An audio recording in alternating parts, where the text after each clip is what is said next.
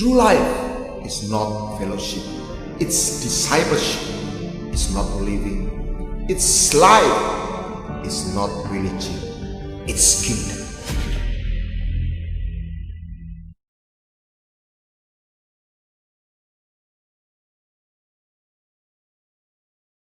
Shalom. Saya masih ingat apa yang disampaikan Pak Kris Manusama waktu beliau memanggil Ustadz yang sudah Isawiyah, bukan Isawiyah, Anda mengerti maksudnya. Jadi ada orang-orang yang lalu sempat diundang untuk isi kebaktian, terjadi pro kontra, ya sudah, nggak, jangan kebaktian di ruang kecil saja, pekerja saja. Lalu kata pertama yang Ustadz itu sampaikan membuat yang lain itu menangis. Kenapa? Kalian itu keturunan Ishak, kalian itu punya air, kasih kami itu air, kasih air, kami ini butuh air. Saudara, saya tidak segan tiap kali saya diingatkan, kita mau menerimanya. Amin. Nah, saudara, kita harus belajar hidup di dalam dan step by step, atau ketika kita mengulurkan tangan kita akan melihat keajaiban itu. Saya baru dapat berkat. Saya diundang untuk menyelenggarakan seminar Trinitas di Jakarta. Ini kan seminar Trinitas lagi, sangat teologis istilah orang. Lalu di tengah-tengah seminar itu kita nyembah. Ini kan bukan KKR, seminar. Ada ibu-ibu selesai itu, dia datang sama saya. Saya ini 2017 saya divonis dokter, saya harus operasi lutut saya. Saya sembuh, Pak. Sampai saking senangnya dia tuh begini-begini, lompat-lompat. Sembuh tadi itu saya seperti di listrik. Masuk itu, sembuh total. Dan ada satu ibu lagi bersaksi seperti itu. Saya baru ketemu Pak Alex Leo, pendeta di Jakarta. Saya cerita begini.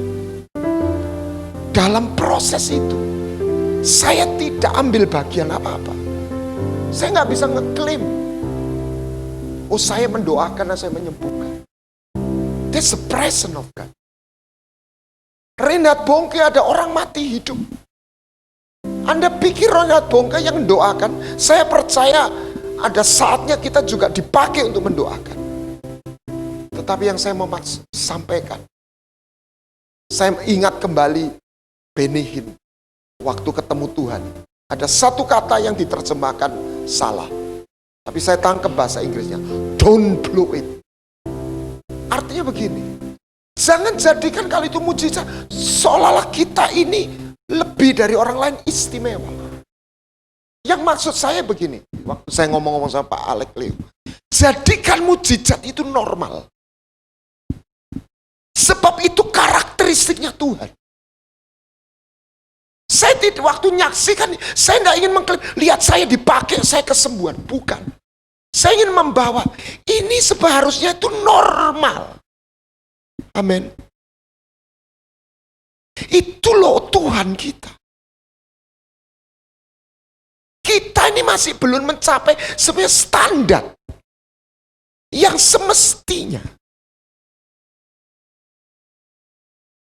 Kesembuhan itu harusnya tuh menjadi sebuah natur yang terjadi. Amin. Saya dulu nggak punya passion. Passion itu gairah untuk doain orang sakit. Saya selalu klaim, tugas saya ngajar, bukan mendoakan orang sakit. Tapi jalan demi jalan, khususnya waktu saya sakit. Sakit itu nggak enak bener ya, gitu ya. Menderita. Ada satu passion. Dan ketika Tuhan beri passion, maka karunia Roh Kudus itu juga menyertai, bukan karena kita. Jadi gift itu sebelumnya harus ada apa? Love. Kita harus cari love itu. Kita harus dapat itu. Kalau itu nggak dapat, metode apapun nggak bisa. Oh, dilatih nginjil mesti gini, nggak bisa. Anda harus punya di sini dulu. Amin.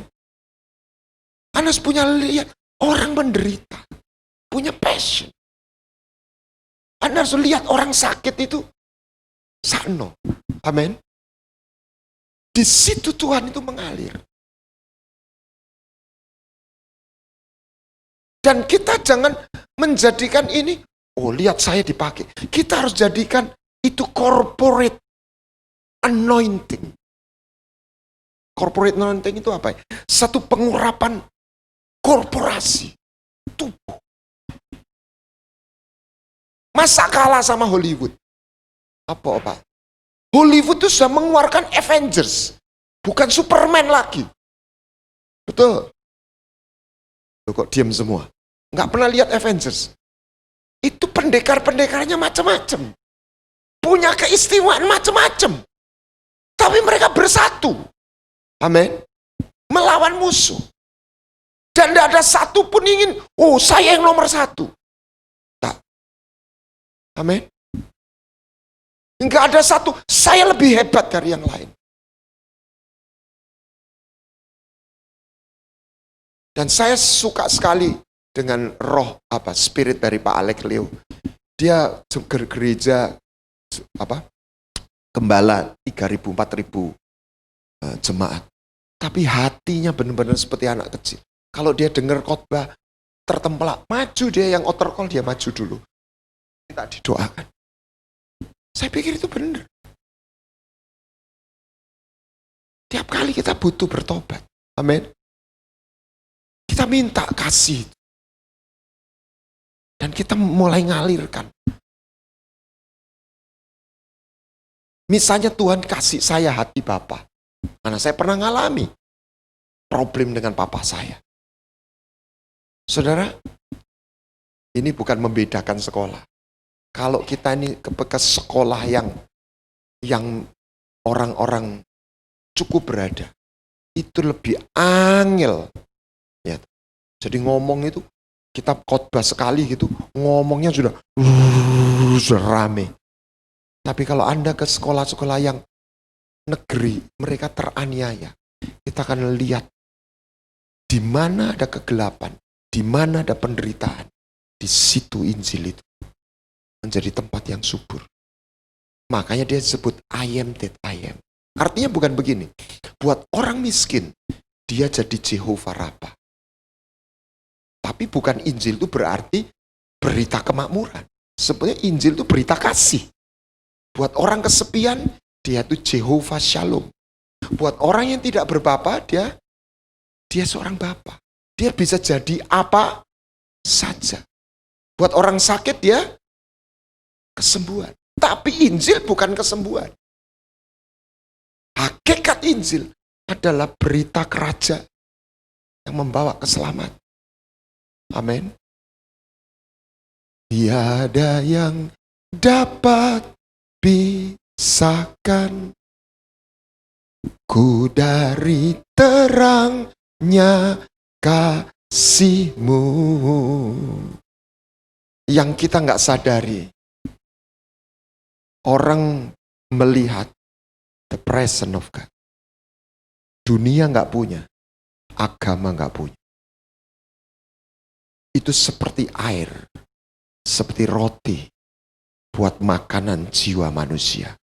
Maka Yesus berkata, dialah roti. Dialah air yang hidup. Amin. Nah, saya mulai ini khotbah. Apa yang Tuhan mau berikan pada kita? Perjanjian. Bukan hanya pengampunan. Perjanjian. Kenapa? Sebab dengan perjanjian, dia bisa menyatakan sebuah cinta yang sampai di dalam pengampunan. sampai dalam keintiman. Tanpa perjanjian, maka cinta itu tidak bisa termanifestasikan sampai dalam level apa yang disebut keintiman. Makanya hubungan yang paling hakiki yang Tuhan atur adalah hubungan suami istri. Minta izin bukan berarti saya baru saja mantu, tapi saya nggak bisa mengundang semua orang. Saya sampai ada beberapa orang yang lupa saya tuh, Tuhan ampuni saya. Karena memang mesti diiling-iling siapa dan sebagainya. Dan hari Selasa kita sebenarnya mengundang ibadah ucapan syukur. Nah, yang saya mau saksikan, saya nggak sadar waktu bikin perayaan itu. Saya juga nggak ngatur. Tidak ada penyanyi artis satupun yang kita undang. Yang adanya orkestra plus penyanyi yang backing vokal.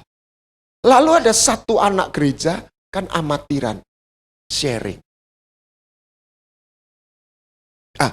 Nyanyi, suaranya bagus. Dan hari itu malam itu dia nyanyi itu lepas. Semua karena cinta.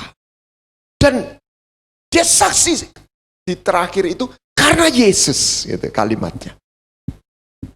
Dan istri saya waktu dia diundang kebaktian di Jakarta, itu di ibadah itu bapaknya yang berdoa.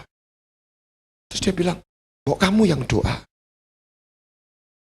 Saya di dalam waktu di gereja, saya minta pendeta, kebetulan ipar sendiri.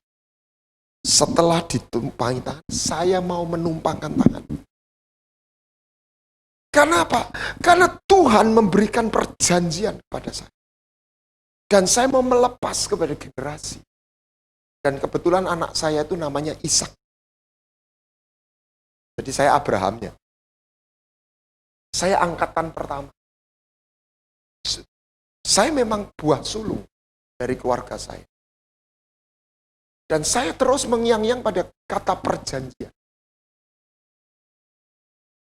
Dan waktu saya berdoa, saya terdorong untuk menyanyi. Nyanyi apa yang umum dan sebagainya. Saya nyanyi, "Bless the Lord, oh my soul." Saya ingin mengakui, saya sebenarnya enggak pikir menginjil, pikiran saya itu, saya ingin mengakui kebaikan Tuhan di depan publik. Dan saya dapat WA. Pastor, waktu Anda nyanyi, we feel the presence of God. It's coming. Saudara, lalu MC-nya nyanyi, the presence is heaven. Jadi saya juga enggak kemaruk, saya juga enggak tahu anak saya bikin acara apa. Di situ banyak orang-orang seberang juga yang diundang. Lalu anak saya enggak tahu, dia bikin klip. Ya, saya berterima kasih sama bapak, sama orang. Saya dapat WA, ada orang yang nangis. Saya nangis, Pak. Kemarin juga begitu. Waktu anak bapak itu bersaksi. Saya sekali lagi ngomong ini, saya juga melihat itu. Saya nggak sampai nangis, tapi saya sempat ngomong sama anak saya begini. Saya tidak minta, papa tidak minta kamu jadi aktivis gereja. Apalagi saya nggak megang gereja. Tapi papa minta, ingat baik-baik. Undang Yesus di dalam setiap langkah hidup. Saya sudah sampai dalam lihat. Ini bukan mendiscourage. Ada orang yang begitu aktif disebut kegiatan rohani. Tapi dia nggak pernah ngundang Tuhan dalam hidup. Akhirnya apa itu kekristenan? You walk with God. Engkau jalan sama Tuhan. Amin. Apa artinya? Dia hadir. Dia hadir itu selalu kita bicara apa? Oh, penyertaan, berkat, perlindungan. Yes. Tetapi Tuhan hadir itu dua sisi. Sisi satu engkau disertai, engkau dilindungi. Sisi yang lain kita tidak bisa maunya kita sendiri. Karena dia tuh punya mau. Amin. Itu artinya covenant. Kalau Anda menikah, Anda kepingin bakso, pasanganmu kepingin bakmi, Anda nggak bisa jalan, pokoknya aku bakso. Amin. Berjalankah dua orang kalau nggak sepakat? Betul? That is covenant. Nah, hari ini orang diberhentikan pada kata percaya. Padahal percaya itu pintu gerbang untuk masuk perjanjian. Covenant. Amin. Dan waktu anak saya itu saksi, ini ada WA. Keluarga Bapak itu baik sekali. Jujur, saya nggak merasa terlalu baik. Peran saya sebagai Bapak. Saya tinggali keliling Injil. Pelayan. Saya tidak bisa memuji diri saya sendiri. Saya sudah mendidik anak saya itu seperti yang dia sekarang. Tapi saya gumun, bahasa Inggrisnya itu gumun. Oh, ternyata Papa anak saya itu sungguh-sungguh ya sama Tuhan. Saya bersyukur benar-benar.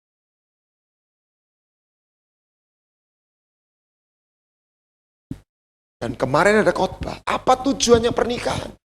Melahirkan generasi ilahi. Generasi covenant. Dan bukan rahasia lagi. Salah satu tantangan adalah anak-anak hamba Tuhan. Betul? Justru banyak anak hamba Tuhan yang cuek dan tidak terlalu tertarik dengan apa yang disebut gereja. Anak saya yang kecil, itu terus saya doakan. Dia bukan tidak percaya Tuhan, tapi dia terlalu smart untuk orang cuma dengar khotbah. Dia bikin sinetron, dia sendiri. Dan ceritanya dia jadi anak yang nakal. Saya datang ke gereja itu cari apa, dapat apa. Jadi ada orang-orang yang betul, dia cari spiritualitas. Di satu sisi ini saya suka. Dia ada berkat banyak. Salah satu dia bisa dapat di Amerika jadi asisten dosen. Belum lulus, dia jadi asisten dosen. Terus satu hari saya tanya, kamu enggak ikut cell group? Saya enggak ikut lagi. Loh, kenapa? Itu apa? Cuma omong-omong, mari gitu makan-makan. Gitu. Saya nggak bisa nyalakan dia. Tapi saya juga enggak benarkan dia. Ada sebuah kehausan spiritualitas yang kadang kita tidak terjawab oleh gereja. Tidak dijawab. Untuk sebagian orang senang dengan segala sosialita. Anak saya nggak butuh sosialisasi. Dia cari spiritual. Di dalam sinetron itu, akhirnya dia didatangi Tuhan. Ya, dia jadi sutradara, dia jadi pemain. Yesus datang. Jeremy. Dan dia teriak begini. Are you Obi Kenobi? Gitu. Saya waktu dengar itu enggak ngerti betul. Saya tanya sama anak saya yang sulung. Kenobi kok apa sih? Oh, busu Kenobi. Saya coba searching vocabulary saya dalam bahasa Inggris. Saya enggak nemu Kenobi. Kayak orang Jepang gitu ya. Itu loh Pak. Star Wars. Jadi spiritual man di dalam Star Wars. Dia nggak ngomong, are you Messiah? Are you prophet? Are you Obi Kenobi? That's millennium generation. Dan saya ngomong ini, tak doa no, dimpeni Tuhan tak gitu. Ditemui Tuhan. Saya doa untuk itu. Wong kayak kowe iki lak gak ditemoni Tuhan dewe. Tidak mudah. Tiap orang punya kebutuhan. Nah, kembali lagi saya. Covenant. Dalam kejadian berapa itu, saya nggak siapkan karena Abraham bilang, kiranya Ismail hidup di hadapan. Tuhan ngomong benar. Ismail aku berkata. tapi perjanjianku kepada Ishak. Covenant. Karena lewat covenant, Anda akan masuk bukan hanya cinta yang umum. Hubungan personal love. Melalui covenant, Anda akan mengalami apa yang disebut intimacy. Bukankah Efesus 5 pasal berapa itu? 22. Rahasia ini besar. Seorang laki-laki meninggalkan apa? Ayahnya dan ibunya. Untuk bersatu dengan istrinya, keduanya bukan lagi dua. Satu daging. Intimacy. Bagaimana intimacy itu bisa dialami oleh seseorang ketika dia masuk dalam covenant. Amin. Dalam perjanjian. Bagaimana seorang bisa berjalan bersama dalam hidup ini. Covenant. Kemarin saya otak-atik. Saya bikin quote, saya senengannya bikin quote.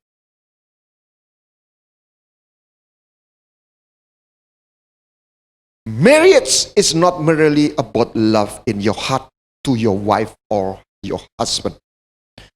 Pernikahan bukan sekedar tentang cinta yang ada di dalam hatimu untuk pasangan. But about love in covenant. That binding two person become one. Tapi tentang sebuah cinta dalam perjanjian. Yang membuat, yang mengikat dua pribadi menjadi satu. In which the Lord Himself being a witness. Di mana Tuhan sendiri menjadi saksi antara engkau dengan pasangan. Dan saya tertarik dengan cerita Yakub. Yakub itu cinta sama Rachel atau Lea? Rachel toh? Tetapi di akhir hidupnya, dia minta dikubur di dekat Lea atau di dekat Rachel. Kenapa?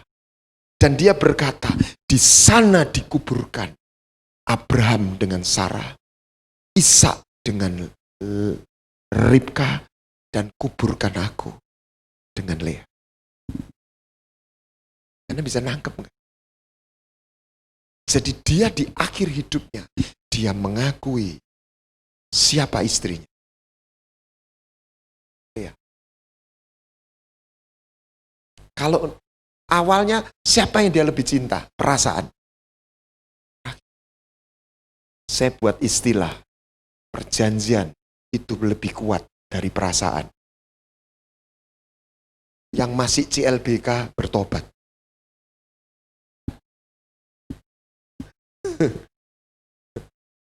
That's covenant. Perjanjian itu memutus. Makanya disunat. Amin. Amin. Kalau gitulah enggak kurang romantis ya Pak ya.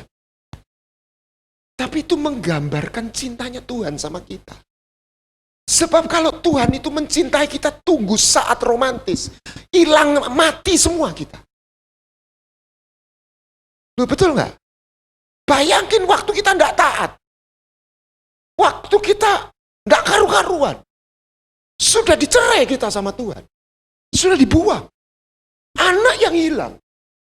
Itu dia sadar, dia nggak punya muka untuk berkata, ampuni aku. Dia nggak berani berkata, jadikan aku anakmu. Dia hanya minta belas kasih. Dia nggak pernah minta yang lebih dari itu. He asked for compassion. He got covenant. Jangan berhenti kepada pengampunan. Pengampunan membuat Anda selamat. Itu bagus. Itu hati seorang. Tapi Anda bisa mengalami realita Tuhan hanya ketika Anda masuk dalam perjanjian. Amin. Saya tidak ingin mengambil kredit apapun. Saya tahu itu semua anugerah.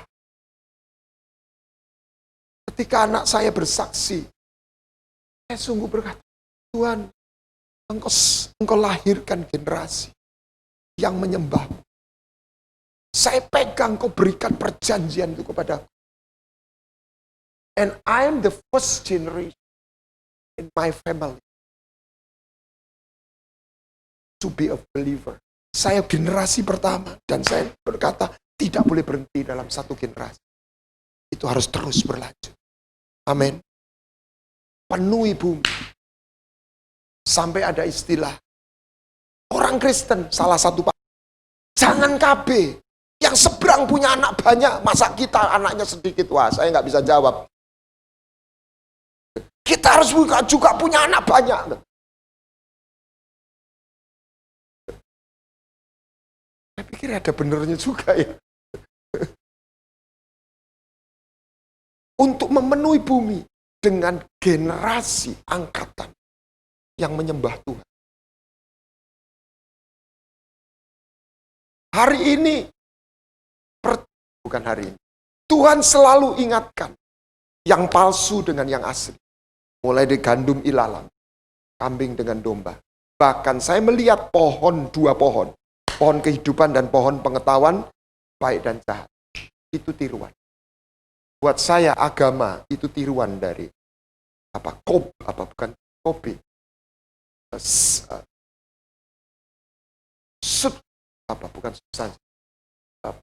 Ya tadi itu tiruan, pengganti dari yang sebenar. Kita harus hari ini Anda jangan kaget. Gereja bertumbuh. Di tengah-tengah itu tidak hak kita untuk menghakimi. Ada yang benar-benar. Ada yang sebuah permainan. Dan ada yang sebuah bisnis. Kita tidak berhak menghakimi. Tapi sebagian orang menjadi tersandung.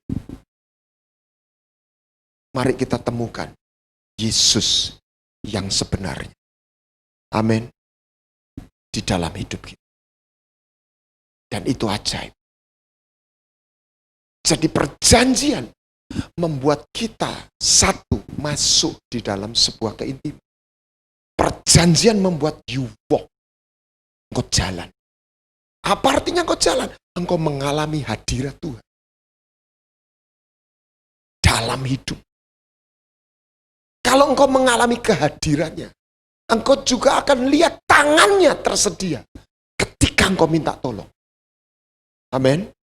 Baca Mazmur 91, 15-16. Apabila karena ia, Mazmur 91 ayat 15 atau 16, 15. Sungguh hatinya melekat kepadaku. Itu bahasa Inggrisnya, karena ia mengasihi aku. Apa janjinya bagi orang yang mengasihi?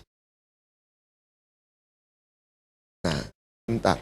Aku akan meluputkannya, aku akan membentengi sebab ia, apa kata mengenal? Yadah, keintiman. Siapa orang yang bisa mengasihi Tuhan? Orang yang dikasihi Tuhan. Anda tidak bisa mengasihi Tuhan kalau Anda tidak dikasihi Tuhan. Anda nggak punya kemampuan untuk mengasihi Tuhan. Makanya Roma 8 ayat 28. Allah turut bekerja mendatangkan kebaikan bagi orang yang mengasihi Tuhan. Saya bilang, mengasihi. No, bagi orang, artinya orang yang mengasihi Tuhan, orang itu dikasih. Nah, orang itu dikasih itu apa? Bukan sekedar bos baik hati bagi sembako, tak tulungi, tak kasih berkat, bukan. Dia dipanggil. Bahasa yang saya pakai, dia dipek. Dia dimiliki. Dan untuk diajak jadian. Dan untuk diajak jalan. Amin. Dan ini bukan agama. Ini sebuah hubungan dengan satu person. Saudara, saya bukan mempromosi. Jujur, saya punya passion hari ini untuk membagikan Trinitas. Karena saya mendapat anugerah. Saya mendapat satu penyingkapan. Tidak berhenti siapa Bapa, Putra, Roh Kudus. Saya mendapatkan melalui perspektif kerajaan. Kenapa Tuhan itu memanifestasikan dirinya dalam Bapa, Putra, Roh? Sebab orang yang nggak percaya tetap nggak puas. Oh, Bapa itu gini-gini satu dengan filsafat. Tidak akan berhenti debat. Saya dapatkan satu poin. Karena untuk mewujudkan apa yang disebut cintanya dalam perjanjian dan tujuan abadi, everlasting love and eternal purpose, dia nggak bisa genapi hanya dalam wujud Bapa saja. Contoh, ini bocoran sedikit supaya Anda tertarik ikut. Ini botol. Pernah mikir nggak ada 1 Korintus berapa itu? 8. Kasih karunia dari Yesus, kasih Allah, dan persekutuan Roh Kudus. Pernah? 2 Korintus 13 dan 14. Ya. 2 Korintus 13 dan 14. Lihat. Pernah mikir nggak? Apa bedanya kasih karunia dengan kasih? Ayo. Oke. Lihat ya. Kasih karunia Tuhan Yesus Kristus, kasih Allah, persekutuan Roh Kudus. Ayo. Pernah mikir nggak? Apa bedanya kasih karunia dan kasih? Banyak orang nggak tahu. Allah itu kasih, tapi dia api yang menghanguskan. Begitu ada yang kotor, nggak kudus, kobong. Contohnya anaknya Harun. Betul? Halo? Nah. Jadi kasihnya Allah itu tidak bisa dipisahkan dengan apa? Kekudusan dan keadilan. Semua yang tidak kudus, kobong. Semua dosa, mati. Dia nggak bisa membatalkan firman. Tapi dia kasih. Bagaimana? Ini ada S. Ini kosong, botol kosong. Ini ada S. S segini. Bagaimana es ini bisa masuk ke sini? Es ini nggak bisa masuk. Dia harus cair. Es sama air itu zatnya sama, wujudnya beda. Bagaimana supaya kasih itu bisa masuk? Harus lewat kasih karunia. Makanya kasih karunia adalah wujud kasih Bapa yang bisa menembus tembok tuntutan hukum Taurat. Ketika Maria Magdalena atau siapa perempuan itu diseret, hukum Taurat mengatakan perempuan itu layak dirajam. Yesus tidak berkata salah itu, peraturan itu terlalu kejam. Ya, Yesus tidak nyalahkan, betul? Itu keadilan Allah. Dan Tuhan itu kasih, tapi dia adil dan benar. Anda pikir jadi Tuhan itu gampang? Tidak gampang. Karena dia tidak bisa pagi tempe sore dele. Itu Tuhan kita, beda dengan kepercayaan lain.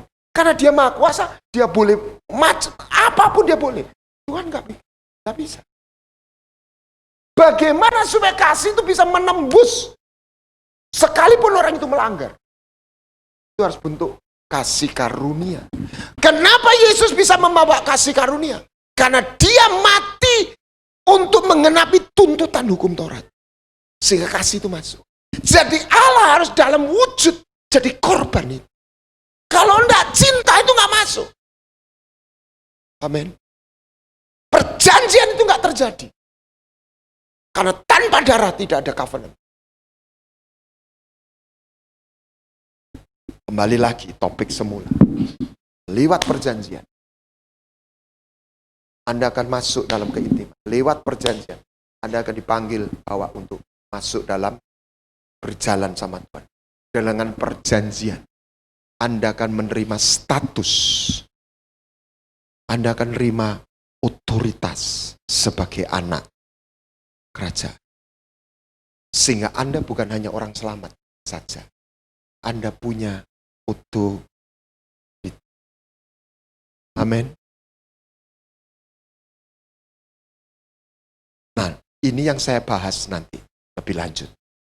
Yang keempat atau kelima, melalui perjanjian. Anda bukan hanya diberi bonus, Anda bukan hanya diberi angpau, Anda dapat warisan. Warisan itu tidak ada kata warisan di luar hubungan perjanjian. Amin. Yang dapat warisan itu bukan sekedar kenalan, anaknya, keturunan. Lewat apa? Perjanjian.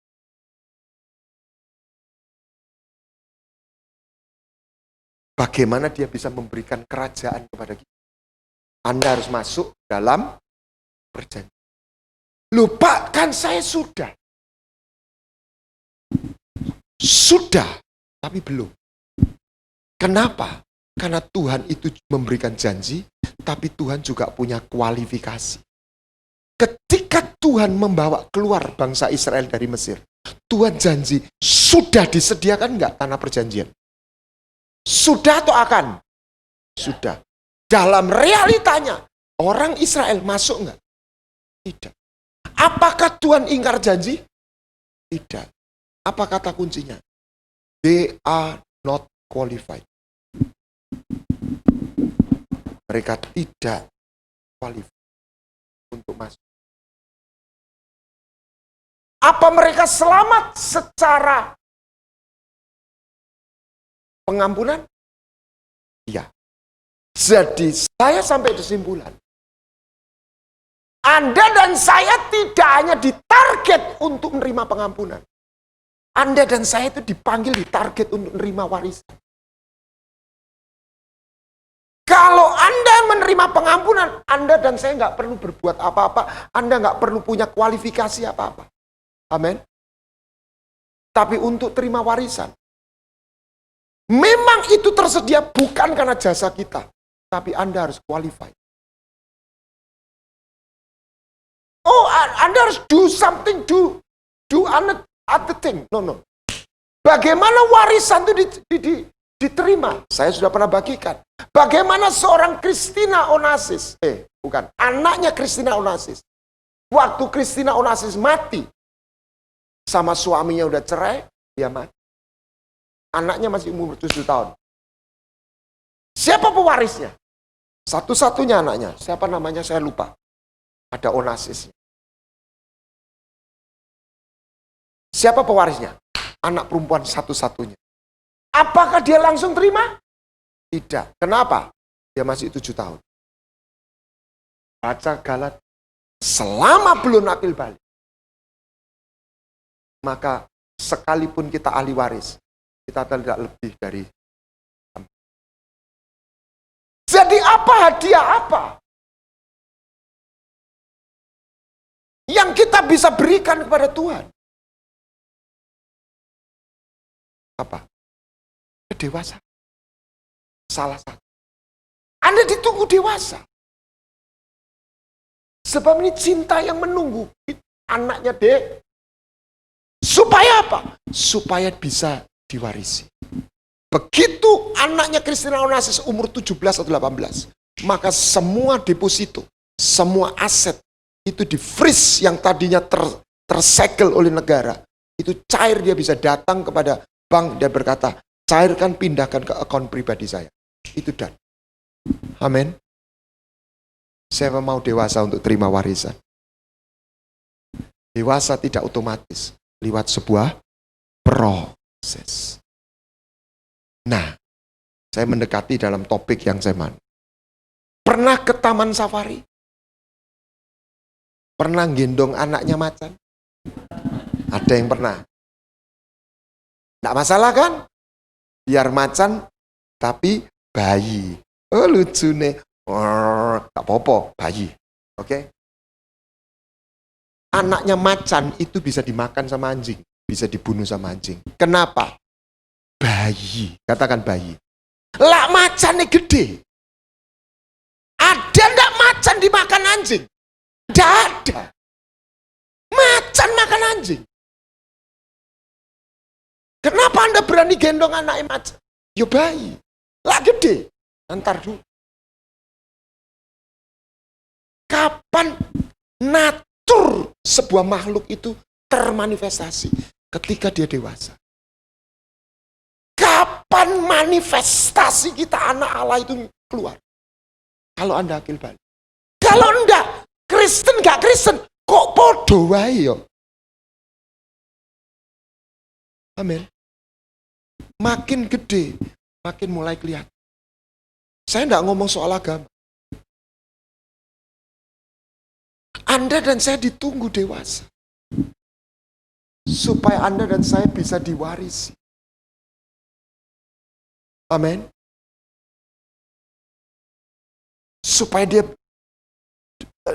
melalui perjanjian dia bisa berjalan bersama. Itu loh konsep. Makanya saya membahas Trinitas, saya mulai dari begini. Saya mengutip quote-nya Einstein. Saya bilang gini. Dia bilang begini. The true intelligence is not knowledge but imagination. Saya mengajak Anda melihat sebuah picture. What is the Bible? Bible is not just religion book.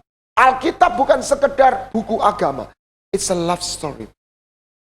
Sebuah perjalanan cinta.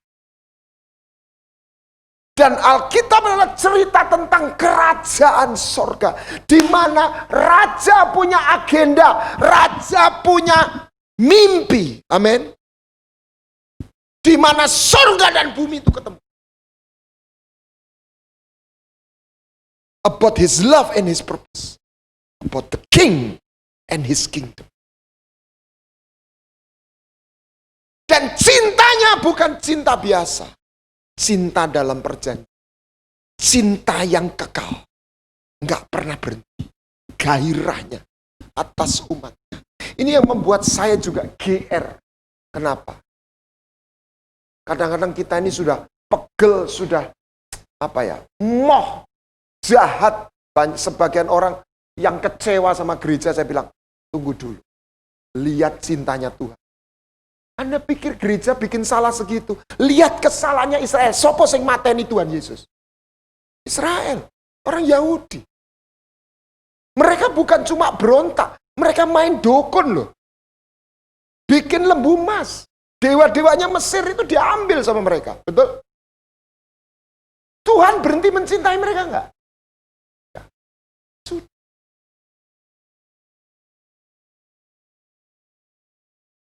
Saudara, ini bukan saya mau jelekkan.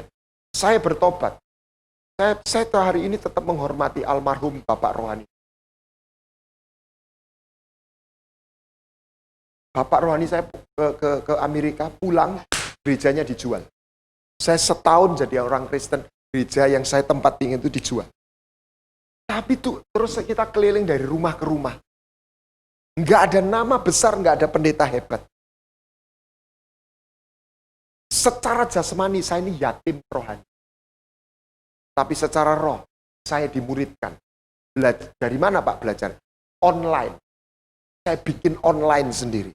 Saya ketemu Morris Cerullo. Saya seperti orang bengong. Ini menungso malaikat. Saya sebagai orang Kristen masih baru, Pak.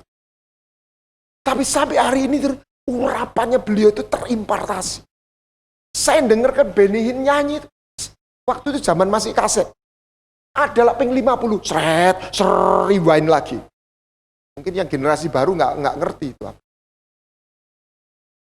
Nyembahnya dia nyanyi. Saya dimuridkan. Saya lihat Pak Daniel Alexander. Saya lihat Victor Farakimela. Saya sebagai sondoan orang, khotbah. Tuhan, saya kepingin belajar. Saya dimuridkan. Walaupun tidak ada guru rohani, Bapak rohani yang menaungi saya. Tapi mental saya bukan mental biasa. Gerejanya dijual. Geger. Dimaki-maki. Saya tidak membenarkan Bapak rohani saya. Tapi saya juga tidak ingin saya ikut memaki-maki. Yang aneh, kita keliling, pinjam rumah ke rumah. Sebagian sudah lari ke gereja-gereja yang sudah mapan dan yang bak.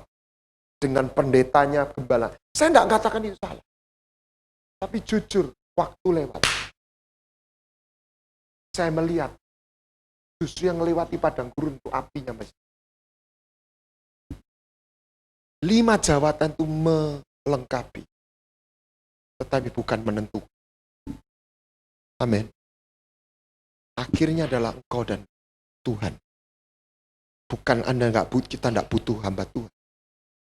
Tapi masing-masing, kalau kita meninggal, kita perlu punya persahabatan, kita perlu punya keluarga. Saya sadar, waktu kita meninggal, tidak ada lagi.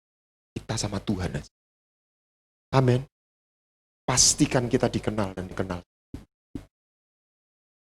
Bukan berarti kita nggak butuh orang lain. Tuhan pakai orang lain. Kembali lagi. Jadi, saya melihat lewat itu bertumbuh dan saya masuk dalam saya merasakan apa yang disebut perjanjian.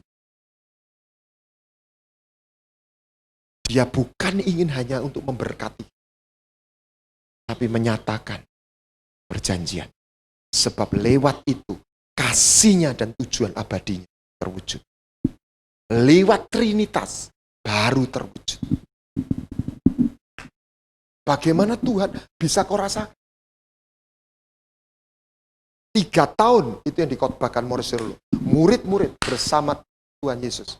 Jadi berubah enggak? Berubah enggak? Nah, murid-murid dimuridkan Yesus, ya toh? Waktu Yesus disalib, mereka berani atau mereka lari? Lari. Yang muridkan siapa? Yesus sendiri. Kapan mereka berubah? Ketika pencurahan roh. Jadi apa? Keilahian. Ini ada pil. Nah, pil hari ini. Apa bedanya vitamin C sama ester C? Ester C itu, vitamin C itu yang bisa diserap tubuh lebih baik. Anda minum pil, kalau tidak bisa larut, pil keluar pil. Tidak bisa diserap tubuh. Nangkep. Jadi Yesus selama di outside, itu ya sudah ada pengaruh. Tapi tidak bisa mentransformasi. Tanpa Yesus in the inside. Apa itu Yesus in the inside? Holy Spirit. Jadi 3 ini harus, kalau enggak jadi. Nah, tujuannya Tuhan salah satu apa? Tadi itu kedewasaan. Apa yang ditunggu? Makhluk ilahi. Roma 8 ayat 19. Seluruh semesta ini menantikan saat putra Allah. Bahasa Inggrisnya bukan anak Allah. Sebab dengan sangat rindu seluruh makhluk menantikan saat Ios, the sons of God, be manifested. Dinyatakan. Jadi tadi kedewasaan. Dewasa itu lama-lama Pak, ilahi. Makanya perhatikan. Nanti sorga dan bumi itu ketemu. Jadi penguasanya supaya sorga ya bumi siapa?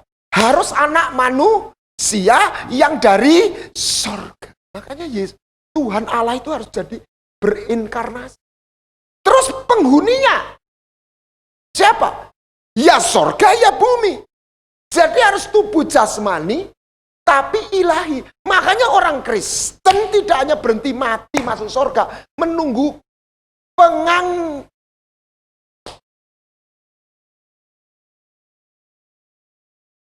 karena di situ baru kita ini tubuh kita, bukan roh kita saja yang ilahi, tubuh kita itu. Ibu-ibu nantikan dengan sungguh-sungguh, sebab di situ Anda akan cantik selama-lamanya. Itu jadi daya dorong, karena semua ibu kepingin cantik. Ya tak? Anda nggak bisa tua, nggak perlu ubanan dicat lagi. Rambut nggak rontok. Oh apa bisa? Ya itu janji Tuhan. Amin. Selama-lamanya. Makanya Anda dan saya bertekun hari ini untuk menantikan kekekalan. Sambil janji-janji yang berharga itu juga dinyatakan. Amin. Ini topik yang saya mau bagikan sebenarnya. Ini tadi introduction. Tapi yang sudah habis waktu. Esra 8 ayat 21. Ini yang praktis. Walk with God. Saya dapat rema bahasa Indonesia. Esra 8 ayat 21. Anda tahu Ezra ini seorang ahli Taurat, ahli kitab. Dia salah satu tokoh bersama Nehemia yang pulang dari pembuangan untuk membangun tembok Yerusalem. Saudara, Anda tidak hanya berhenti, Anda nggak hanya, oh berkat Tuhan, Anda dipanggil untuk ambil bagian dalam pembangunan bait suci Allah. Bukan tembok, bukan gedung semata, manusia-manusia. Amin. Nah, Ezra menjadi pemimpin bersama Nehemia. Nehemia bagian yang pembangunannya, istilahnya gini, Nehemia bagian hardware-nya, Ezra bagian software-nya, tata caranya. Oke? Nah, dia yang dititipi raja siapa? Saya nggak ingat. Ahad apa itu? Untuk membawa kembali perabot bait suci. Itu dari apa, saudara? Mas, dari Babel kembali ke Yerusalem. Zaman itu belum ada JNE, belum ada pengiriman, belum ada itu hukum rimba masih berlaku. Dia sadar, dia bawa itu. Kemudian di sana di tepi Ahawa, sungai Ahawa, aku makluman puasa supaya kami merendahkan diri di hadapan Allah dan memohon apa? Penyertaannya. Jalan yang benar atau jalan yang aman. Yang kedua bagi anak-anak kami dan harta benda kami. Sebuah perjalanan. Dan dia sadar perjalanan ini ada bahaya yang Terus, ayat 22. Karena aku malu, dia sudah terlanjur malu minta tentara secara jasmani dia dilindungi oleh pasukan yang mengawal musuh. Sebab dia berkata, tangan Allah kami melindungi semua orang yang mencari dia demi keselamatan mereka, tetapi kuasa murkanya menimpa semua orang yang meninggalkan dia. Go ahead. Jadi berpuasalah kami dan memohonkan hal itu kepada Allah dan Allah mengabulkan. Apa yang diminta? Apa yang diminta oleh Musa, apa yang diminta Ezra? Sebuah realita penyertaan dalam hidup. Saudara, hari ini apa yang pasti di dunia ini? Ketidakpastian. Yang pasti di dunia ini adalah ketidakpastian.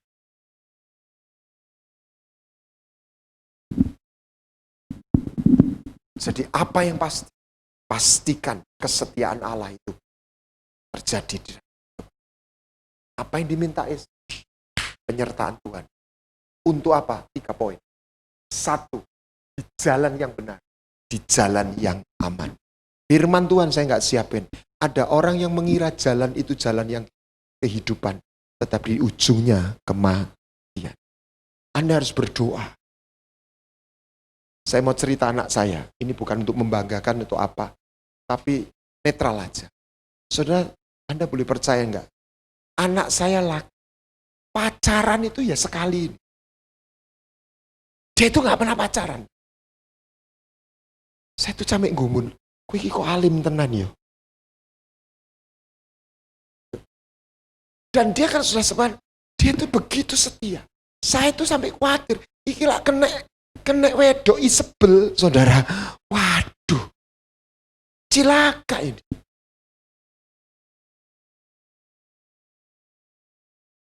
Betul-betul seperti Isa.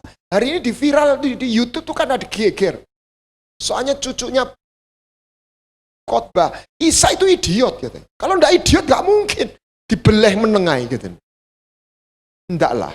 Tapi ya saya enggak ikut ya, karena Isa itu gambaran Yesus. Seperti domba keluh. Tapi memang Isa ini memang jodoh aja dicarikan, gitu. Umur 40 digolekno. Kurang agresif. Sampai di mana? Nah, Anda harus berdoa. Bukan hanya untuk ekonomi pekerjaan. Jodohnya anak. Serius. Kalau itu salah. Yang sakit bukan anak kita. Kita ini ikut sakit. Ada satu cerita. Ada seorang anak perempuannya disayang bapaknya. Nikah. Wah, suaminya jahat. Wopuan. Satu hari bapaknya datang. Parah nih mantu ditunjuk. Aku menyayangi anak ini. Kok mbok gepui sekarang? Saya kira betul juga itu. Tapi kan susahnya seorang laki-laki meninggalkan jadi jalan yang benar. Ada hari ini orang tuh bisa kolaps bukan rugi. Suddenly. Orang main saham kalah. Suddenly. Tiba-tiba. Boom. Ada bahaya-bahaya mengancam. Modusnya nggak pernah pindah. Pedang, kelaparan, sampar. Saya waktu trombosit saya pertama kali didiagnosa dokter 107 atau 102 ribu. Lumayan, aman. Sudah ke dokter, sudah ini DB. Saya istirahat di rumah. Kemisnya kenaikan Tuhan, tidak ada, suruh cek lab lagi. Besok libur Jumat. Turun tinggal 30 ribu. Cepet. Saya ditelepon, belum sampai dikirim hasilnya, ditelepon sama labnya. Bapak harus ke rumah sakit. Saya itu paling tidak seneng masuk rumah sakit. Ya semua tidak seneng. Orang goblok di rumah sakit. Saya masuk sudah diinfus. Turun terus sampai 16 ribu. Saya tuh pikir, kayaknya aku diinting-inting. Saya sadar setiap saat orang itu bisa mati. Serius. Anytime. Nggak perlu sakit. Setiap saat. Petri masih. Ya dia meninggalnya enak, tapi ngaget no wong. Wedding anniversary, besok paginya doa puasa. Lewat. Masalahnya sebenarnya bukan soal mati. Mati itu kan kapan, lebih lama. Tapi kalau Tuhan belum datang, semua akan meninggal. Kecuali Anda jadi Elia. Tapi masalahnya tadi itu punya gambar enggak? Siapa kita di hadapan? Kalau matinya semua orang mati tinggal belakangan atau duluan. Nah, jalan yang benar. Anda menikah dengan siapa? Anda di kota mana? Kerja. Ingat Lot, satu keluarga habis. Dia cari kemakmuran. Satu keluarga. Generasinya selesai. Halo. Kenapa? Persimpangan. Dia memilih lembah Yordan, Sodom dan Gomora. Karena hijau menjanjikan. Itu bisa berlaku baik itu jodoh, itu pekerjaan, atau apa. Saya ada satu orang teman yang hari ini sulit menyediakan waktu untuk pelayanan. Kalau dia nggak dipanggil nggak apa-apa. Lebih nggak apa-apa. Tapi kalau dia dipanggil pelayanan, itu siksaan pergumulan. Tapi kerjaannya jalan. Jalan terus. Cuannya jalan terus.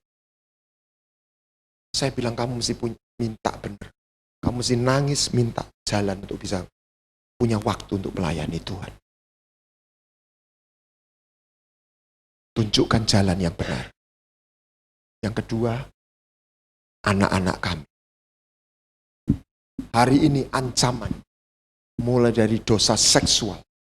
Enggak berhenti di situ. Homoseksual, LGBT.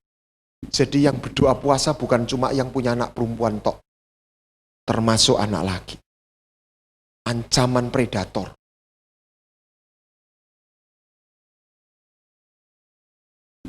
Narkoba. Saya sudah cerita bagaimana ada orang yang secara ekonomi mapan. Anaknya kena narkoba. Ngenes mati ibu. Disusul ayahnya. Hartanya masih banyak. Tapi mimpinya habis. Anda jangan hanya mengasihi. Anda dan saya jangan, itu juga perlu menyayangi. Satu yang Anda harus lakukan, Anda harus bersyafaat untuk anak-anak. Saya challenge, saya motivasi ibu. Lihat jejak Yesus. Dia belum pernah menolak permohonan seorang ibu untuk anak. Anda ibu-ibu di sini, mintalah untuk anakmu. Mintalah untuk anakmu. Termasuk yang sudah menikah, mintakan permohonan untuk anak. Dia akan mendapat kasih karunia. Bisa dapat, bukan karena doanya dia, karena doanya ibunya. Dan saya mendapatkan 3 tokoh yang dapat dikasih karunia. Samuel, Salomo, Musa. Kenapa Salomo waktu lahir dikatakan Tuhan mengasihi? Karena kedua orang tuanya dalam keadaan bertobat. Karena baru berbuat zina. Dan dia minta anak pertamanya kan mati. Ditulai Allah. Jadi dia betul-betul memohon dapat anugerah. Keluar Salomo yang begitu punya jatah. Sayang sekali ujungnya dia mengecewakan. Jatah berkat yang luar biasa. Yang kedua siapa? Samuel. Ya. Siapa Samuel? Waktu Hana stres, dia betul-betul menyerahkan anak. Yang ketiga siapa? Musa. Kenapa? Karena semua bayi laki-laki harus dibunuh. Saya bisa membayangkan perasaan dan kegalauan ibunya. Tuhan, ini anakku ganteng ini dipateni ya Allah. Tuhan tolong anakku, aku serahkan sama kamu. Di situ kasih karunia Tuhan. Dikatakan Musa elok di hadapan Tuhan. Bahasa Inggrisnya well pleased. Waktu dia jadi nabi, waktu bayi oek-oek. Kenapa? Doa ibunya, doa untuk anak. Doa orang benar itu besar kuasanya. Apa yang Tuhan butuhkan? Seorang imam dari satu keluarga. Apa itu? Hati seorang imam. Apa tugasnya imam? Berdiri antara Tuhan dengan orang. Dia menangisi, dia membela. Tuhan, jangan hukum anak. Ampuni dosa. Kalau Anda seorang imam, Anda mintakan ampun untuk anakmu yang salah. Firman Tuhan, bukan saya. Karena permohonan. Loh. Amin. Tapi masalahnya tidak semua ibu berdoa. Walaupun sayang sama anak. Ya suka ngasih hadiah, suka ngeteri kue. Ya baik juga. Tapi Anda yang nggak boleh lupa, Anda harus bersiap. Yang ketiga adalah harta benda. Bukan berarti kita mata duit. Tapi Anda harus berdoa. Karena sebuah cerita, harta yang dikumpulkan, generasi berikutnya, selesai. Anda harus berdoa. Karena kita nggak hidup di daerah yang kuasa maut, pedang, kelaparan, sampai. Kelaparan tidak hanya berlaku orang kekurangan, tetapi dia mencuri, dia mengambil apa yang sudah Tuhan berikan kepada anak. Esra berdoa dan berpuasa supaya perlindungan Tuhan itu berlaku atas hidup. Dan biarlah itu tidak hanya dialami Esra, kita alami. Tuhan kita itu Tuhan yang hadir. Dan kita lanjutkan perjalanan hidup kita. Anda akan lihat penyertaan demi penyertaan. Berikan dia space, berikan dia pijaan, supaya dia bisa hadir nyata di dalam hidup. Haleluya. Makanya penghuni surga siapa? Anak, dia harus jadi imam. Imam itu membangun mesbah, supaya dia hadir di dalam hidup kita. Sebab yang dia inginkan bukan hanya pengampunan, tetapi perjanjian. Sebab cintanya, cinta yang begitu besar, tidak berhenti hanya memberkati, menolong, dan mengampuni kita. Dia ingin kita jadi bagian yang tidak terpisahkan dari Dia.